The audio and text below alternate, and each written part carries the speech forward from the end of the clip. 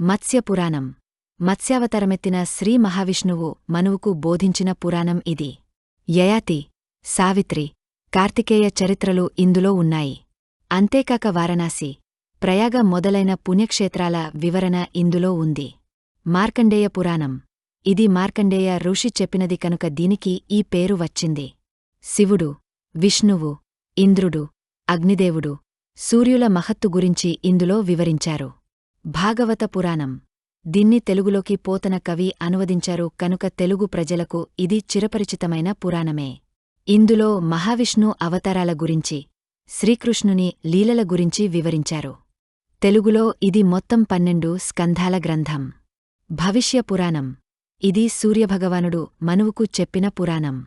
ఇందులో వర్ణాశ్రమాల ధర్మాల గురించి, భవిష్యత్తులో జరగబోయే పరిణామాల గురించి వివరించారు. బ్రహ్మ పురాణం. ఇది దక్షునికి బ్రహ్మదేవుడు చెప్పిన పురాణం. శ్రీకృష్ణుడు, మార్కండేయుడు, కశ్యపుల జీవన గాథలు ఉన్నాయి. బ్రహ్మాండ పురాణం. బ్రహ్మ మరీచికి చెప్పిన పురాణం ఇది. పరశురాముడి గురించి, రాముడి గురించి, శ్రీకృష్ణుని గురించి ఇందులో వివరించారు. ఇందులో దేవతాస్తోత్ర శ్లోకాలు కూడా ఉన్నాయి. బ్రహ్మవైవర్త పురాణం. ఇది నారద మహర్షికి సావర్ణుడు చెప్పిన పురాణం. సృష్టికి మూలమైన భౌతిక జగత్తు గురించి, పంచమహాశక్తుల గురించి ఇందులో ఉంది. వరాహ పురాణం. ఇది విష్ణువు లక్ష్మీదేవికి చెప్పిన పురాణం. పార్వతీ పరమేశ్వర చరిత్ర, ధర్మశాస్త్ర శ్లోకాలు, వ్రత విధానాలు ఇందులో ఉన్నాయి. వామన పురాణం. నారదునికి పులస్త్య ఋషి వివరించిన పురాణం ఇది. శివపార్వతుల కళ్యాణం, కార్తికేయగాథ, భూగోళ వర్ణన, ఋతువర్ణన ఇందులో ఉన్నాయి. ఆర్యభట్టులాంటి ఖగోళ శాస్త్రవేత్తలు ఈ పురాణాన్ని శ్రద్ధగా చదివినట్లు ఆధారాలున్నాయి. వాయుపురాణం. ఇది వాయుదేవుడు ఉపదేశించిన పురాణం. ఇందులో శివమహత్యముతో పాటు భూగోళ వర్ణన, సౌరమండల వ్యవస్థ వర్ణన కూడా ఉంది. మన ప్రాచీన ఖగోళ శాస్త్రవేత్తలు ఈ పురాణాన్ని కూడా అధ్యయనం చేశారు. విష్ణు పురాణం. ఇది మైత్రేయునికి పరాశర మహర్షి ఉపదేశించిన పురాణం. విష్ణు, శ్రీకృష్ణ, ధ్రువ, ప్రహ్లాద, భరతుల గురించి విపులంగా వివరించారు.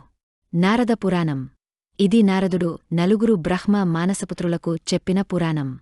ఇందులో వ్రతాల గురించి, వేదాంగాల గురించి కూడా వివరించారు. వివిధ పుణ్యక్షేత్రాల వర్ణన ఇందులో ఉంది. అగ్ని పురాణం. ఇది అగ్నిదేవుడు ప్రవచించిన పురాణం. వైద్యం, వ్యాకరణం, ఛందస్సు, భూగోళ శాస్త్రం, జ్యోతిష్యం గురించి ఇందులో ఉన్నాయి. స్కంద పురాణం. ఇది స్కందుడు చెప్పిన పురాణం. ఇందులో అనేక వ్రతాల గురించి, శివమహాత్మ్యం గురించి ఇంకా వివిధ పుణ్యక్షేత్రాల గురించి వివరించారు. గరుడ పురాణం. ఇది తన వాహనమైన గరుడునికి, గరుత్మంతునికి, శ్రీమహావిష్ణువు ఉపదేశించిన పురాణం. గరుడుని జన్మవృత్తాంతముతో పాటు స్వర్గలోకం గురించి, నరకలోకం గురించి, విష్ణు ఉపాసన గురించి ఇందులో వివరించారు. లింగ పురాణం. ఇందులో శివుని ఉపదేశాలు, ఇతర వ్రతాలు, ఖగోళశాస్త్రం, జ్యోతిష్యశాస్త్రం మొదలైన వాటి గురించి వివరించారు. కూర్మ పురాణం. శ్రీమహావిష్ణువు కూర్మావతారంలో ఉపదేశించిన పురాణం కనుకే దీనికి ఈ పేరు వచ్చింది. ఇందులో వరాహ అవతారం గురించి, నరసింహావతారం గురించి వివరించారు. భూగోళం గురించి కూడా వివరించారు. పద్మపురాణం. పురాణాలలోకెల్లా ఇది పెద్దది. ఇందులో బ్రహ్మ చేసిన సృష్టి గురించి, గంగా మహాత్మ్యం గురించి, గాయత్రీ చరితం గురించి, గీత గురించి, పూజా విధానం గురించి వివరంగా వర్ణించారు.